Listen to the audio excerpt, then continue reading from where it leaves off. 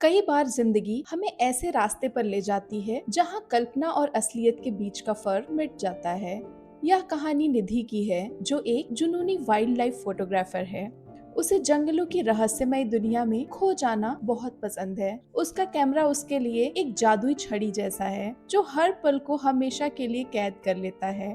पर एक दिन उसका यही जुनून उसे एक ऐसी जगह ले गया जहां से लौटना आसान नहीं था। एक दोपहर निधि घने जंगल में दाखिल हुई। वहीं से सब कुछ शुरू हुआ। वहाँ की हरी भरी प्रकृति, वन्य जीवों की आवाजें और अनोखे पेड़ों की छाव ने उसे मोह लिया। एक दुर्लभ जीव की तस्वीर खींचने के चक्कर में वह इतनी आगे चली गई कि वापस आने का रास्ता ही भूल गई। सूरज ढलने लगा था और आसमान में काले बादल छा गए। देखते ही देखते मूसलाधार बारिश शुरू हो गई, जैसे आसमान से पानी नहीं बल्कि आफत बरस रही हो। निधि के कपड़े पूरी तरह से भीग गए।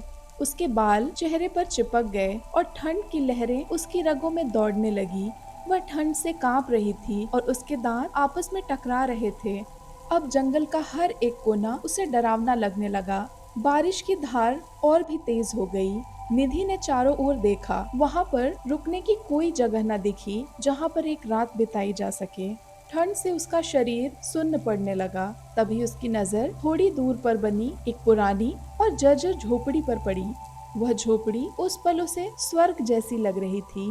वह तेजी से दौड़कर उसके अंदर चली गई। अंदर का नजारा उतना ही निराशाजनक था। झोपड़ी पूरी तरह से खाली थी। बस एक पुरानी चारपाई और एक धूल से भरी बोतल मेज पर रखी थी। वहाँ कोई इंसान या जानवर नहीं था। सिर्फ हवा की सरसराहट और बाहर हो रही बारिश की आवाज सुनाई दे रही थी। ठंड से निधि की हालत खराब हो रही थी। उसके कपड़े पूरी तरह से भीगे हुए थे और ठंडी हवा उसका खून जमा रही थी। तभी उसकी नजर उस पुरानी और अजीब सी दिखने वाली बोतल पर पड़ा, जो सदियों से वहीं पर रखी लग रही थी। जिज्ञासा में उसने उसे उठा लिया। जैसे ही उसने बोतल को छुआ, वह चमकने लगी, जिससे निधि को लगा कि यह कोई प्राचीन और कीमती चीज है। उसने बोतल को थोड़ा सा साफ किया और अचानक उसमें से धुआं निकलने लगा, जो घूमते हुए एक विशालकाय जिन में बदल गया। उसकी आंखें चमक रही थी और उसकी आवाज हवा में गूंजने लगी। निधि डर के मारे पीछे हट गई। उसे लगा कि यह कोई भूत या कोई जंगली आत्मा है। उसकी चीख पूरे जंगल में गूंज उठी, लेकिन जिन ने धीरे से उसका हाथ पकड़ा और उसे शांत किया। जिन ने खुद को बनियार समुदाय का बताया और कहा कि वह सदियों से इस बोतल में कैद था। उसके बाद उसने निधि से कहा कि वह उसकी कोई भी 3 इच्छाएं पूरी कर सकता है, लेकिन चौथी इच्छा उसे खुद पूरी करनी पड़ेगी। अगर वह ऐसा नहीं कर पाई तो उसे अपनी जान गंवानी पड़ेगी। यह इच्छाओं के बदले एक खतरनाक सौदा था। निधि हैरान रह गई और सोचने लगी कि ऐसा कौन सा जिन है जो अपनी इच्छा खुद पूरी नहीं कर सकता और इसके लिए किसी इंसान की मदद लेता है। जिन ने समझाया कि उसकी चौथी इच्छा उसकी आजादी से जुड़ी हुई है। उसे बोतल से पूरी तरह मुक्त होने के लिए एक इंसान की मदद चाहिए। बिना ज्यादा सोचे निधि ने उसे अपनी पहली इच्छा बताई। वह भीगे कपड़ों और ठंड से परेशान थी, इसलिए उसने जिन से गर्मी का इंतजाम करने को कहा, ताकि उसके कपड़े सूख जाएं और उसे ठंड से राहत मिले।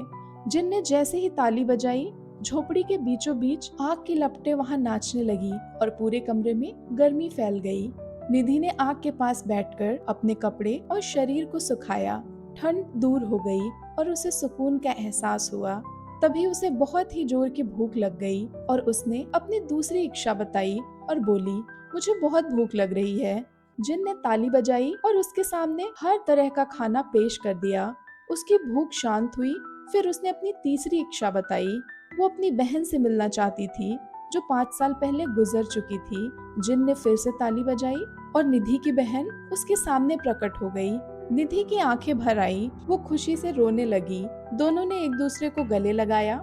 निधि ने बहन को बताया कि यह जिन की शक्तियों का कमाल है। उन्होंने पुरानी यादें ताजा की, हंसी मजाक किया और अपने दुख सुख बांटे। समय बीतता गया और तभी अचानक जिन ने कहा कि समय खत्म हो गया। निधि ने पूछा, क्या मतलब? जिन ने बताया कि उसने मिलने का समय नहीं मांगा था, इसलिए नियम के अनुसार सिर्फ 1 घंटा ही दिया गया था। अब उसकी बहन वापस चली जाएगी। निधि उदास हो गई। उसने अपनी बहन को गले लगाया और उसकी बहन गायब हो गई। निधि अब ज्यादा सतर्क हो गई थी। वह समझ गई कि उसे अपनी अगली इच्छाएं बहुत सोच समझ कर मांगनी चाहिए। लेकिन जिन ने उसे याद दिलाया कि उसकी तीनों इच्छाएं पूरी हो चुकी हैं और अब जिन की इच्छा पूरी करने की बारी थी। निधि ने पूछा, बताओ मुझे क्या करना है? जिन ने बताया कि एक मनियार जिन तभी आजाद हो सकता है जब कोई इंसान उसके साथ शारीरिक संबंध बनाए। यह सुनकर निधि हैरान रह गई। वह सोच भी नहीं सकती थी कि कोई ऐसी इच्छा कैसे रख सकता है। जिन ने उसे चेतावनी दी कि अगर उसने ऐसा नहीं किया तो अगले एक दिन के भीतर उसकी मौत हो जाएगी। अपनी और जिन की जान बचाने के लिए यह सब जरूरी था। निधि ने पूछा कि अगर जिन को शारीरिक संबंध किसी इंसान से ही बनाना है तो वह किसी और से ऐसा क्यों नहीं कर लेता। जिन ने जवाब दिया कि जिसकी इच्छाएं पूरी की गई हो उसी के साथ संभोग करने पर उसे आजादी मिलेगी। निधि ने फिर पूछा कि अगर उसकी जगह कोई लड़का होता तो क्या वह उसके साथ भी ऐसा ही करता। जिन ने हाँ में जवाब दिया क्योंकि उसे सिर्फ अपनी आजादी चाहिए और इस काम में लिंग से कोई फर्क नहीं पड़ता। निधि सोचने लगी कि शायद जिन सच बोल रहा है। यह हवस नहीं बल्कि आजादी की चाह है और अब उसकी जिंदगी जिन के हाथों में थी। आखिरकार वह इस बात के लिए राजी हो गई। वे दोनों एक दूसरे के साथ रहे। झोपड़ी की दीवारें उनकी सांसों से गूंज उठी और निधि की चीखें जंगल में फैल गईं। लेकिन वहां उन्हें सुनने वाला कोई नहीं था। रात की गहराई में वे जुनून और मजबूरी के मिले जुले एहसास के साथ एक दूसरे से लिपटे रहे। जैसे ही सुबह हुई और सूरज की किरणें झोपड़ी में घुसी, जिन एक सामान्य इंसान में बदल चुका था। अपनी आजादी देखकर वह खुशी से उछल पड़ा। निधि भी उसे देखकर खुश थी, लेकिन तभी उसे अपने शरीर में कुछ अजीब सा महसूस हुआ। उसका शरीर बदलने लगा और वह खुद एक जिन में तब्दील हो गई। निधि यह देखकर हैरान रह गई और गुस्से में उसने पूछा, यह सब क्या हो रहा है?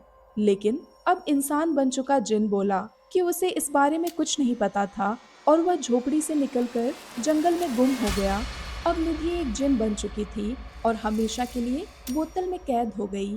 असल में जिन ने उसे पूरी सच्चाई नहीं बताई थी। सच्चाई यह थी कि जो भी जिन के साथ संभोग करता है वह खुद जिन बन जाता है और पुराना जिन इंसान बन जाता है।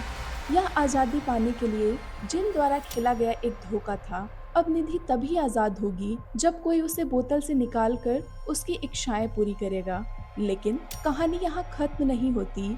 यह तो निधि की कैद और एक नई जिंदगी की शुरुआत थी। बोतल में बंद होकर वह सदियों तक इंतजार करती रही। जंगल बदलते रहे, मौसम आते जाते रहे, पर वह बोतल उसी मेज पर पड़ी रही। अगर इस कहानी ने आपके दिल को छुआ हो तो इस वीडियो को लाइक करें और ऐसी ही रोमांचक कहानियों के लिए चैनल को सब्सक्राइब करना मत भूलें। तो फिर मिलते हैं नई कहानी के साथ अगले हफ्ते। तब तक के लिए बाय बाय।